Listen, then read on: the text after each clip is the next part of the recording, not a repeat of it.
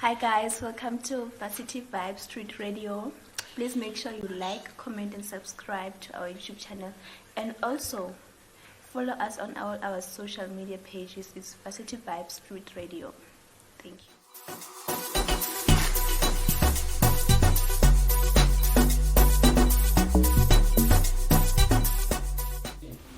Welcome to the show, guys. This is your boy Ray. Remember, you're watching Varsity Vibe Street Radio. Today I'm not alone. I've got my co-hosters here with me. I've got Tepin and I've got Kutlano. Not only that, but I've got the highly esteemed guest. We've got our presidential candidate here, Mr. Ritsidisito. Is Ritsidisito Makae? Okay, sorry about that. And then I also have got our SG. We've got Tami Masuku. It's okay. Tami Masuku. Yeah, we've got Tami Masuku here with us. So you're welcome, guys. Welcome. Thank you very much. Okay. So we want to know, like, where is Ritsidisito come from, actually? Like, can you give us a brief of where you come from up until you became the candidate of the president, actually? The presidential candidate. Okay. How do I put it? Because it's kind of complicated. Like, I am bread and buttered, basically, in Qwaqwa. Okay. It's just, I was a bit fortunate to have school outside of Qwaqwa. I used to school at Harrismith from primary, boarding house, and then I went to Harrismith Middle School till like grade 9, and then I went to Kimberley at St. Patrick's College. So basically that's my schooling career, and then I studied at the main campus in Bloem, and then the city life got the better of me. And I came back home, like Qwaqwa, and then I was assisting at the local schools up until I decided in 2020 to come back here, and yeah, this is where I'm at. Okay. Oh, that's interesting. So, what really made you to have like the interest in politics? Like, where did the politics start from? The moment you became the first year up until you became the presidential candidate, actually? Oh, I don't, like, throughout my entire life, I've been in leadership positions. Like, in primary, you were head of the class, and then in high school, but fortunately enough for me, back in high school, we used to run elections like we do here at university. Like, you present your manifesto and all of that. And after, like, I decided, okay, now I'm not interested, I was told by teachers that I highly respect, Dogoti, you could have submitted your manifesto because you are a true leader, you've been in leadership positions. And slowly but surely, that's how it came about, and I understood, Dogoti, I'm literally a leader within myself. So that's how it came about, Dogoti. At the end of the day, I ended up being here running for the EFF Student Command. Okay, so why specifically EFF? Because we have got so many parties here on campus, like politics, where you could have decided to choose one and be a leader in there, but you chose EFF. Why EFF specifically? Economic emancipation. Oh, wow, okay. That's the only reason why I chose the EFF. Okay. In all honesty, it's not my first time like trying to run for leadership positions. Okay. I've been there before. After coming back from Bloem, I stayed here at home for like a year or two, and then I was assisting. I'm a sports person, by the way. Oh, okay. I was assisting with sports at Maluti. Yeah, it's a TVET college. Like outside campus? Yes. Okay. It's a TVET college. Oh, I was assisting there, and like after assisting, they were like, you love sports, so try and join, enter here. Like, register so that you can be part of the team instead of just coaching, because standing on the bench line and just coaching is not good enough for me. Luckily for me, I ran for SRC elections, I won them. And that's all where it started from, like that experience in its own. It made me like come here and try my luck as well. Not that I'm trying my luck, because we've done the groundwork. Yes. We've done the groundwork. Literally, I think like if like these elections were based on quality, no one would like literally like contest us. Okay, yeah. Glad to hear that, actually. Do you want to add something? No, I do want to add something. Okay. Since you're the incoming president, changes are you going to It's always easy for someone to be like saying they're going to be changes. Well, but luckily for us, we have people to reference from. But my main concern is that it's the language policies, lie institution. Like for me, we have 11 official languages in South Africa. We're very privileged, by the way. So I'm thinking, one thing that we should be implementing, even though it's not going to happen in the short term, because I think it's 8 months. The leadership was 8 or 10. Oh, it's 8 months. 12. Oh, okay, actually, like, yeah. Yeah. It's not easy to implement such changes that I have thought of, but it's very important that each person is given a priority to like choose which language of instruction you want to be taught in. So those are the kind of changes we want to bring. For instance, like the difference between for women more so, since it's even Women's Month, luckily interviewing me for Women's Month. Yeah. For me, like I want to make this program as sanitary towels mandatory. Wow, that's we cannot literally get condoms for free. Yes. Sanitary towels should be the same. Oh, okay. Those are the kind of policies we want to implement. We want the institution to look at the N+ or N+1, 2 policy. Like as black people, we should understand that we come from different backgrounds. Oh wow, that's great. We come from different backgrounds, so the institution on its own should have a policy whereby we look at the background the person came from. Because we fail, yes, we do fail at times. Not that us, we characterize with failing, but we do fail. Yes. So we have to look over why is the person, because at the end of the day, just to make it clear, majority of students lie in campus area. They are NEFSA's beneficiaries. Yes. So we should look over yes. We should look over why are they affected by the N+ rule. Okay. We should look at the circumstances they come from and everything that affected them.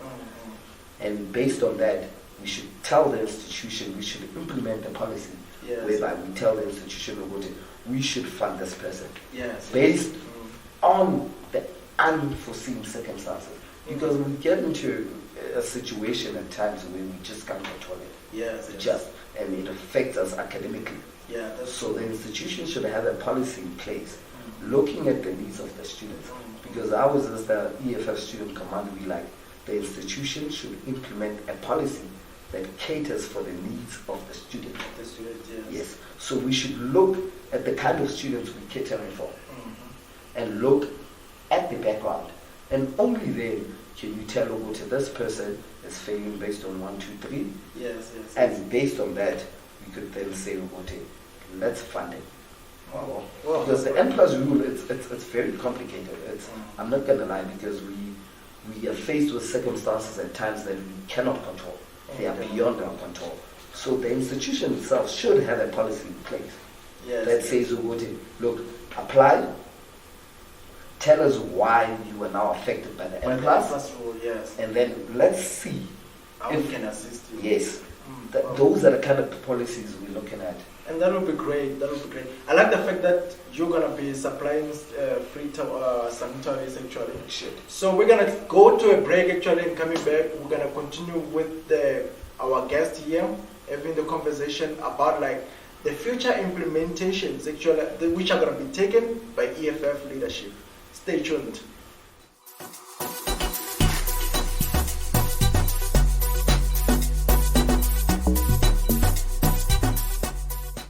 Welcome back, guys. Welcome back. Remember, you're still watching the Varsity Vibes Radio, the only show that matters at the moment. So we're still with our guest here. Remember, this is our presidential candidate. So we're still continuing with the show. So, Kushano, I think you have a question here. Yeah, I have a question. Okay. So my question to you is, rumor has it that someone left you guys for a different political party. So how do you feel about that? In all honesty, it's not nice losing someone from our organization, but we're not gonna be here talking about rumor. Probably you could just substantiate what you're talking about, and because it's rumor, I don't know if I'm allowed to mention names, but I think isn't it Oh, okay. No, with us, this is our stance. If a person is gonna be going to another organization based on what happened. We do not know her reasons for leaving, and that's very sad. I'm not gonna lie, it's very sad because for us, we're trying to build an organization that will take over this institution for 5 more years to come, actually till eternity. So it's confusing more so when someone does not come back to us and tell us over to leadership, you did us wrong here, that's why we leave it. So I'm not going to dwell much on Luma because herself as well, she didn't come back to us and tell us about it. I'm leaving based on these reasons. So it's kind of difficult. Okay, thank you. I just needed to reach on that. Okay. And now can you present the PA thingy? Okay. What's up with the PA? You know, let me be honest with PA, man. We've sent our current SRCs many proposals. We've told them, oh, this is how we win this. I'll even tell you the last issue, the last meeting we had with them, we told them, oh, gentlemen, we understand you've lost this struggle of PA. So for now, we'll do this. 1, stop PA. 2, ask so that the PA that has been already paid by students. Students have been paid from January. Okay. Or from whenever the academic year started. We ask them, Ogoti, stop it and tell the institution, Ogoti, look, pay the students the months that they've been paid. Because this issue of taking money directly to landlords, it's going to cause a commotion. Some landlords do not even want to give students their money. It's a problem. So we ask the SRC, the company SRC, that, look, pay students directly into their bank account for the months they paid. So they even fail on that. So we are saying as the incoming, people are not incoming because the minute I say incoming, I'll keep on incoming till 2025. So this is what I'm saying. As the president that's coming in, we are saying that we cannot do much on this year since policies of NEFSAS changes every year. But we are saying if we were in the position this year, what we could have done is go benchmark institutions like UKZA, UniSul, where students' PA is going directly to them. Go benchmark them. Get information, because here we do not have solutions to everything. But we have a lot of institutions that have won a particular situation that you're fighting. Go benchmark them. Get information. Do not be egoistic, you know. Just because it's not the same organization there. Go to them, talk to them, get ideas about how do we win this? Because even us, even now, if there's another institution that's been led by SASCO that wins this PA issue, we'll go to them and benchmark them and get ideas. But what we do not like is the fact that other institutions, students are getting money directly to them, to their bank account, while here in Qwaqwa they're not. So that's like we are intellectuals. We live in the space of intellectuals. That is why we had higher learning institutions. Go to other institutions, get information, learn more. Win this, learn more. I'm not outside. I have to go to other people, listen and learn. You know, do that, and then you'll find a solution. Listen to students, have mass meetings. Listen to students, let them give you ideas. But the minute you isolate yourself from students, then you will never ever find solutions. So what we're saying is that for next year, we do not know what the guidelines will hold for us, but we are saying that the mighty EFF will find a solution towards PA. Oh, wow. Okay, That's thank great. you. That's great. Taffy, don't you have anything to say? I don't have anything to say. Right? Okay, I have another question, but this question is directed to Mr. Masuko. So, can you kindly actually tell us like your role in the party and what is it that you really do? Thank you very much and good evening to all the listeners. My role in the party currently was to be a senior advisor, which was to advise the BSCT on all the things to do during the year from March. And unfortunately, our EFF branch was suspended from March for like a month or so, and many individuals were suspended, myself included. They were all suspended for like 6 months.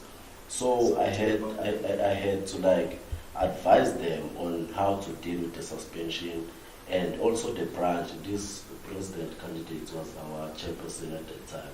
What was the reason for them to be suspended? The reason we were suspended was that there was a protest on the 14th of March. So apparently the institution thought it was plotted by the EFF. Oh, yeah. Yes, they thought, but apparently they didn't have any evidence behind that. Yes. So they just took our names because we are well known in this campus and all of that. Yeah. Yes. So we won that, by the way. Our lawyers, we got lawyers from the national structure. Was it the strike about the PA stuff? Yes, it was regarding. Yes, it was regarding PA. But let us not dwell much on that, my brother. As I'm the incoming SG, we are hoping that our term, if ever students, the majority of students voted us into office, we will no student will be excluded. First of all, exclusion financially or academically, EFF will do away with that. Next year registrations, we want to make sure that students are registered, whether you are funded or not, whether you are accepted or not, whether your offer is decision, DEFA or nothing. We want every student that is deserving to be here to be admitted. Another thing, this thing of deduction of meal allowances, we are going to do away with that. No student will have any meal allowance deducted, because we believe that all students, they should have a right in their meal allowances. Even NSFAS doesn't know that students in Qwaqwa deducted their meal allowances. Students are subjected to having 1.2 per month. Some students are renting 1.5. So they have to add from that 1.2 to rent. Then they have to buy grocery and toiletries. They have to have transport from off campus to here. Another thing I'd like to indicate is that we as the EFF leadership, this thing of SLAB, we would like to do away with it, because our students are subjected to these harsh conditions there off campus because of this transport system. They are told that they are owing 2019 transport, which doesn't make sense. Today our students are paying debts from 2019, which doesn't make sense. 2021 we were there in leadership. No students were deducted their allowances. So ours is to make sure that no student. And another thing, book allowances, it's been a major issue, comrades. So ours will be make sure that no student receives nothing less than 5.2 for book allowances. From next year, ours will be make sure that no student receives less than 5.2. And we have mechanisms of making sure that allowances, they will get an increment, because now standard of living in South Africa it's very high. And I just want to add on a point. Okay. I just want to add on this point as well about book allowance. Yes. Another policy, not policy, like literally what we want to stand for is that book allowance should be hand in glove with the academic year. Yes. So what I'm saying is that no classes should begin while book allowance has not been disbursed to students. That like literally, how do you expect a BSc student to start classes without academic aid? Like it's kind of, imagine in the first years, there will be, some of them will be using your book allowances to buy laptops. And you know, in such an institution, not in higher institutions, you need a laptop. And it doesn't really make sense. So what we're saying is that the majority of students from Qwaqwa campus are NSFAS beneficiaries. Let's collide the academic calendar of our institutions with when students will get their book allowance. Let's not start it before. Yes, and then they get the book allowances later on. Yes. But they've been studying, and they're expected to study obviously as well. True, because these people, they are working with NSFAS. Literally, they can be in communication with NSFAS on a daily basis, but we can't as students. So it's very important that they find out about when will students get their book allowance. And then they collide the academic calendar with when the money will be in. Because we've seen the disadvantages of this. Yes. People get their book allowance in April. They've already written 2 semester tests, and then in June they're subjected to academic exclusions because they failed. They failed. If you fail two semester tests, already you're gonna out. fail. Already you're out. You're gonna literally you're gonna fail. That's true. And then the worst part is that even now that we're not in power, they come back to the EFF Student Command. We are the ones assisting them for appeals, academic appeals. While there is a party that is already in charge. Yes, we are the ones. Yeah. And us coming here, it's just to set out the naked truth. It's not to be bad mouthing or decampaigning. We're not mentioning any parties. Yes. But the sad truth is that it's been happening. Yes. But in our time, it never happened. In 2021, when the EFF Student Command was in power, we ensured that we are the ones at the ground again assisting students when they get deregistered. Yes. Because the book allowance, even in our term, came in late. But we can only reference from our term. Okay. We saw what, this is the problem. The reason at times students are being deregistered is because they get the book allowance late, and then you see. And then we started working on it. So this year we are saying what the institution will not start classes without students getting their book allowance. Oh, okay. That's our stance. Yeah, and unfortunately, we're not going to shy away from that and act as if that's our stance. Oh, wow, that's great. So we're taking a break, guys. So coming back, we're going to be finding from our presidential candidate, like, what message actually is he sending to the students, and what are the promises that he's going to be giving to everyone that's going to be voting for EFF. Stay tuned.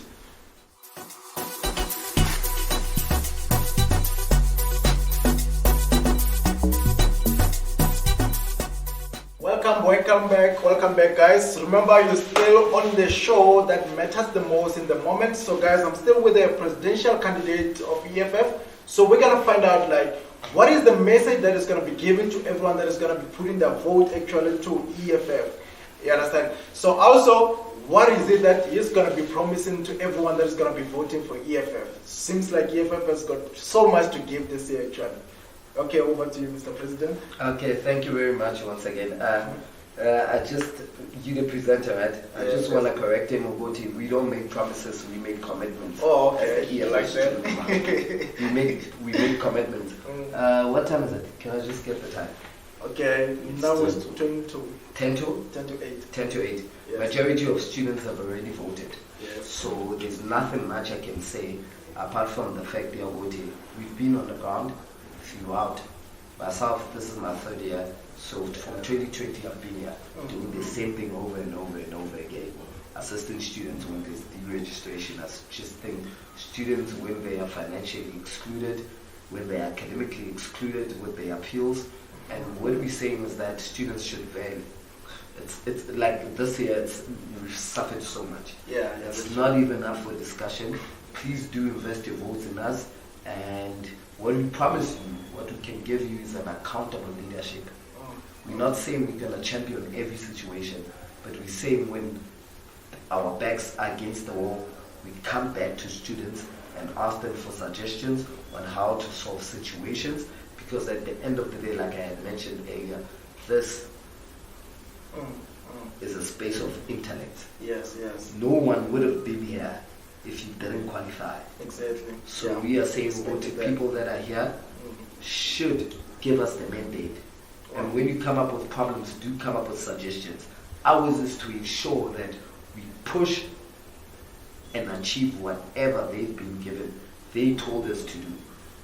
From our side, that's all. We're not saying we're going to champion every issue, but with their support, with the masses of the students, because with the masses, with the support of other organizations within the institution, I think we can actually achieve much. We can achieve so much, because when we say 1 plus 1 is 2, then everyone will move towards that direction, because it's the majority that rules. So we are saying we're going to Vela, that's how we operate. We are always for the students, Good ours is to ensure that students' needs are catered for, because students are the majority stakeholders in this institution. Without them, there's no UniQwa. Oh, yeah, Without students, there's no lectures. Yeah, Without students, no one can feed their family as a lecture. So we are saying respect students, cater for their needs, implement policies that will cater for their needs. This will not be easy within 12 months. Wow. But we are going to lay a platform for others when they come to move in that direction. That's a powerful message. Okay, Mr. Masuko, would you like to add on that actually? Yeah, I would like to add to our audience and students from Qwaqwa, particularly regarding our presidential candidates here, that this president has went through almost everything this year. Yeah. He was arrested, he spent like 2 nights in jail at Buchadichaba police station. And by the way, he was injured, his knee was dislocated, and he wasn't given his medication. So this guy, I truly believe in him, that he will make sure that every black deserving student is catered for. And he's staying off campus now. There will not be a time where he comes here dressed and enjoys the luxury of the white monopoly. I will make sure, as the engine of the SRC, that I advise him to make correct decisions. I advise him not to be a sellout, not to side with this management that don't care about the black marginalized. Ours is to make sure that these students that are voting for us now, they are well represented. We will account to them, we will take mandate from them, and we will implement it in our meetings. Thank you very much. Wow. That was a powerful message, powerful message. So guys, thank you for watching the show, guys, and I would like to thank our guests. Like, I really appreciate your time and the interview with you guys. It's been a precious moment actually. And I'm saying good luck with the elections, and I hope actually each and everything come alright with you guys. So guys, please don't forget to subscribe on our YouTube channel, and don't forget to give us a like on each and every social media, actually. Thank you. Hopefully you'll vote for EFF.